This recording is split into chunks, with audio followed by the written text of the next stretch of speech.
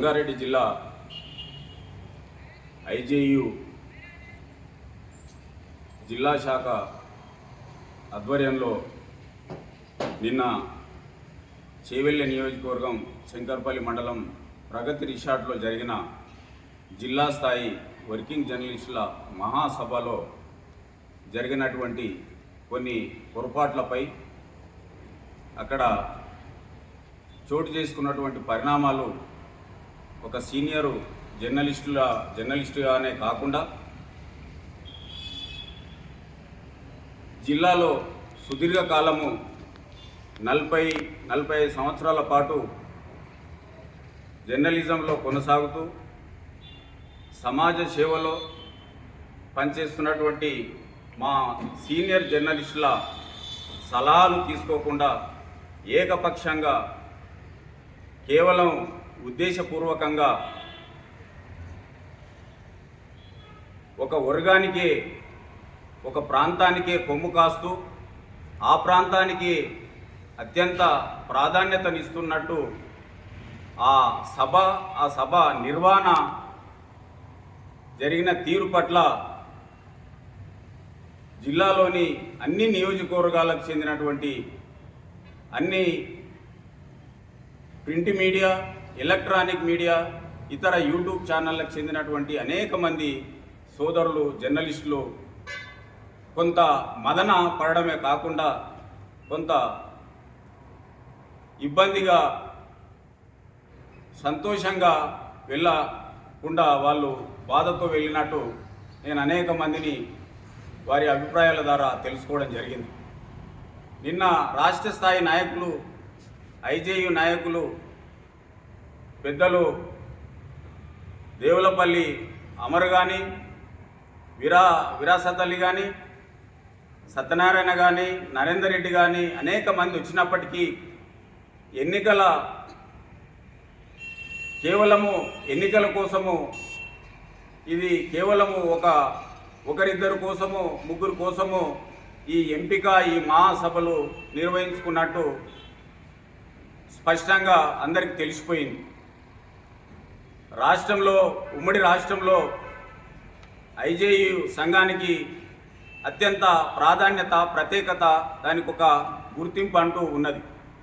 ఆ సంఘంలో మరి శ్రీనివాసరెడ్డి గారి నాయకత్వంలో కానీ, దేవులపల్లి అమర్ నాయకత్వంలో కానీ గతంలో 35 సంవత్సరాల క్రితము మరి ఉమ్మడి రాష్ట్ర స్థాయి ఎన్నికల్లో కానీ అనేక పరిస్థితులు, అనేక సమస్యలు, అనేక పోరాటాలు, ఆందోళనలు జరిగిన సమయాల్లో రంగారెడ్డి జిల్లాలోని అనేక మంది సీనియర్ జర్నలిస్టులు రాత్రింబగలు అందుబాటులో ఉంటూ అనేక పర్యాయాలు మేము ప్రత్యక్షంగా పరోక్షంగా పాల్గొనడం జరిగింది. అలాంటి పరిస్థితుల నుంచి మరి జిల్లా స్థాయిలో యూనియన్ మధ్యన ఐక్యత, సమన్వయము ఏర్పడినప్పటికీ ఒకరి పట్ల ఒకరము విధేయతగా సమన్వయంతో కలుపుకొని కేవలం ఎన్నికలప్పుడే కొంత మనస్పర్ధలు ఏర్పడినప్పటికీ, కొన్ని సమస్యలు వచ్చినప్పటికీ తిరిగి మరుసటి రోజు నుంచో 10 రోజులు 15 రోజుల తర్వాత మేమంతా ఐకమత్యంతో మళ్ళా సంఘాన్ని ఒకతాటిపై సంఘంలో అందరం ఐకమత్యంతో ముందుకు రాష్ట్ర స్థాయి నాయకుల పిలుపు మేరకు పనిచేయడం జరిగింది. గతంలో ఉమ్మడి రంగారెడ్డి జిల్లాలో తాండూరు నియోజకవర్గం కానీ, కుత్బుల్లాపూర్ నియోజకవర్గం కానీ, శేర్లింగంపల్లి కానీ, రాజేంద్ర నగర్ కానీ, చేవెళ్ళే కానీ, తాండూరు, వికారాబాద్, పరిగి, మహేశ్వరం, ఇబ్రాహీంపట్నం, షాద్ నగర్, ఎల్బీ నగర్ ఈ ప్రాంతాల్లో ఉన్నటువంటి జర్నలిస్టు సోదరులకు అనేక సమస్యలు, అనేక ఇబ్బందులు వచ్చిన సమయంలో ఆనాటి ప్రభుత్వాల్లో పనిచేసినటువంటి ముఖ్యమంత్రి స్థాయి నాయకులతో కలిసి మరి ఆనాటి పరిస్థితులు వేరు, ఆనాటి రాజకీయ పరిపాలనలు వేరు, ఆనాడు ఉన్నటువంటి జర్నలిస్టులపై అనేక దాడులు, అనేక హింసలు, అరెస్టులు అటువంటి పరిణామాలు చోటు చేసుకున్నప్పటికీ మేము పోరాటం చేసి జర్నలిస్టులను కాపాడుకోవడం జరిగింది. వారిని మరి ఒకతాటిపై నడిపించుకోవడానికి ప్రయత్నాలు చేసినాం.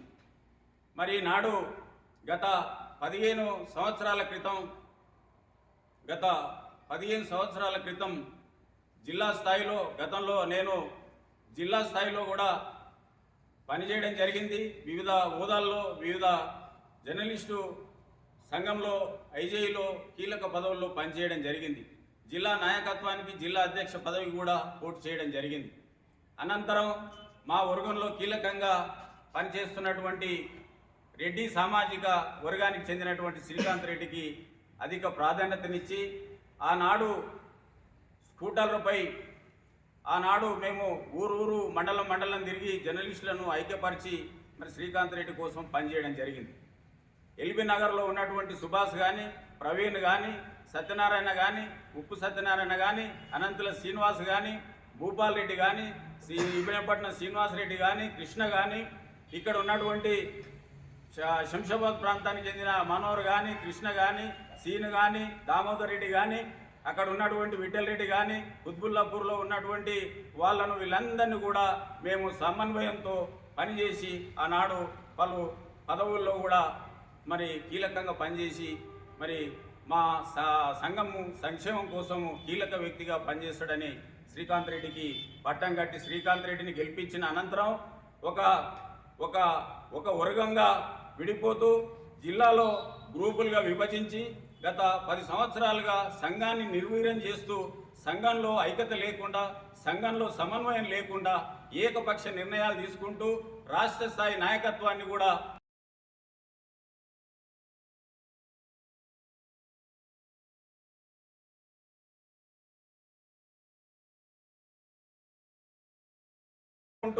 జర్నలిస్టుల సమస్యలపై దృష్టి సారించకుండా, జర్నలిస్టులు అనారోగ్యంతో బాధపడుతుంటే జర్నలిస్టుల మీద అనేక మంది రాజకీయ నాయకులు దాడులు చేస్తుంటే వాళ్ళని అరెస్ట్ చేసి జైళ్లకు పంపుతుంటే ఎక్కడ కూడా ప్రత్యక్షంగా కానీ పరోక్షంగా పాల్గొన్న దాఖలాలు లేవు.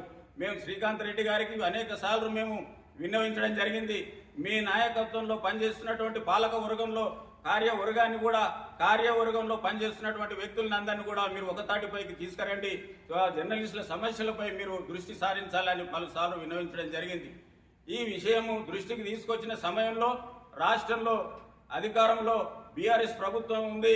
బీఆర్ఎస్కు అనుకూలమైనటువంటిది అల్లం నారాయణ అనే వ్యక్తి జర్నలిస్టుల ప్రెస్ అకాడమీ చైర్మన్ కావడము, మన సమస్యలు పరిష్కరించడానికి మన యూనియన్కు గుర్తింపు లేదని ఒక దురుద్దేశంతో ఒక నాయకత్వానికి బలహీనమైనటువంటి సమయంలో బలమైన వ్యక్తిగా పనిచేయవలసినటువంటి శ్రీకాంత్ రెడ్డి మనను ఇబ్బందికరంగా మనను దూరం చేస్తూ అందరినీ సమన్వయపరచకుండా బలహీనపరుస్తూ 10 సంవత్సరాల కాలయాపన చేస్తూ జిల్లాకు ఏకధాటిగా 10 సంవత్సరాలుగా జిల్లా వర్కింగ్ జర్నలిస్టు అధ్యక్షునిగా పనిచేస్తూ వస్తున్నారు. అయినా తర్వాత ఇటీవల మరి బీఆర్ఎస్ ప్రభుత్వము మరి రాష్ట్రంలో అధికారం కోల్పోవడం, తిరిగి రాష్ట్రంలో మరి కాంగ్రెస్ ప్రభుత్వం అధికారంలోకి రావడం జరిగింది.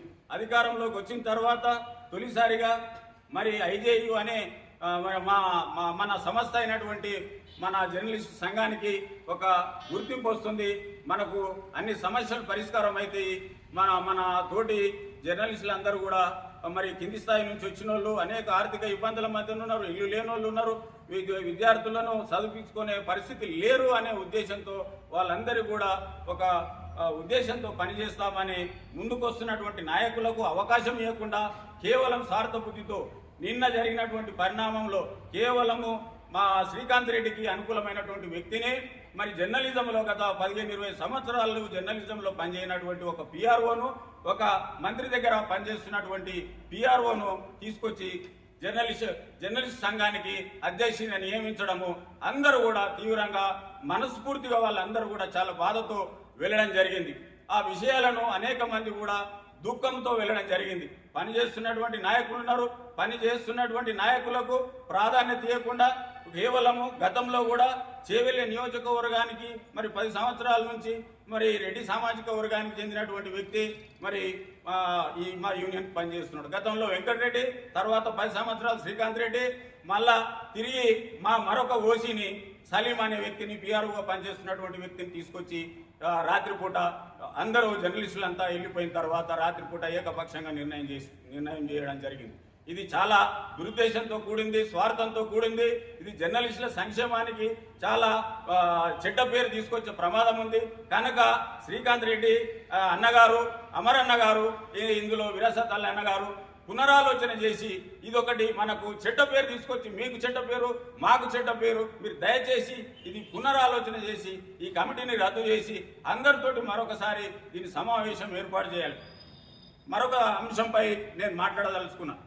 ఇటీవల మరి రాష్ట్రంలో మరి అందరి కూడా ఇన్సూరెన్సు తదితర పథకాల మీద వారికి ఆర్థిక సాయం అందజేసి నిన్న జరిగిన పరిణామం రాష్ట్రంలో నేను గత 35-40 సంవత్సరాలుగా చూస్తూ ఉన్నాను. ప్రతి మహాసభలకు జర్నలిస్టుల మహాసభ జిల్లా స్థాయిలో జరుపుకుంటే గతంలో కమతం రామరెడ్డి మరి రెవెన్యూ మంత్రిగా ఉన్నప్పుడు మేము జిల్లా మహాసభలకు పిలవడం జరిగింది. విజయరావు తాండూరు మన పరిగి విజయరావు జిల్లా అధ్యక్షుడిగా ఉన్నప్పుడు మేము మహాసభలకు కమతం రామరెడ్డిని పిలవడం జరిగింది. గతంలో మంత్రిగా పనిచేసిన చంద్రశేఖరరావు ఆయన తాండూరు ఎమ్మెల్యే ఆయనను పిలవడం జరిగింది. వికారాబాదు మరి ప్రసాదరావు గారిని పిలవడం జరిగింది. గతంలో పనిచేసినటువంటి దేవేంద్ర గౌడ్ను, ఇంద్రారెడ్డిని పిలవడం జరిగింది. సబితా ఇంద్రారెడ్డి గారిని పిలిచి మేము మా సమస్యలను చెప్పుకోవడం, జిల్లా స్థాయిలో సభలు నిర్వహించుకోవడం జరిగింది. ప్రభుత్వంలో మరి కింది స్థాయిలో పనిచేస్తున్నటువంటి జర్నలిస్టుల సమస్యలు మహాసభల్లో ప్రభుత్వం, అది ఏ ప్రభుత్వం అధికారంలో ఉంటే టీడీపీ అధికారంలో ఉన్నప్పుడు టీడీపీ మంత్రిని, కాంగ్రెస్ ప్రభుత్వం అధికారంలో ఉంటే కాంగ్రెస్ ప్రభుత్వంలో ఉన్నటువంటి మంత్రులను పిలుచుకోవడం జరిగింది. మా సమస్యలను విన్నవించడం జరిగింది, ప్రభుత్వం దృష్టికి తీసుకురావడం జరిగింది. అలాంటి పరిస్థితుల్లో మేము పనిచేసినటువంటి వ్యక్తులను మీరు పనిచేయకుండా కేవలము ఇలాంటి పనులు చేశారు. ఇన్సూరెన్స్ నిన్న కార్తిక్ రెడ్డి గారిని మీరు ఆహ్వానించడం మేము ఎప్పుడు కూడా వ్యతిరేకించడం. మీరు ఆహ్వానించిన తర్వాత మీరు అక్కడ కార్తిక్ రెడ్డి గారు మరి గత 10-15 సంవత్సరాలుగా జర్నలిస్టులకు ఫండ్ ఇస్తున్నారన్నారు. మీరు ఫండ్ తీసుకుంటున్నారు, ఎంత మీరు ఇన్సూరెన్స్ కడుతున్నారు, కార్తిక్ రెడ్డి ఎవరెవరికి సహాయం చేసిండు అనేది కూడా మీరు బహిర్గతం చేయాలి.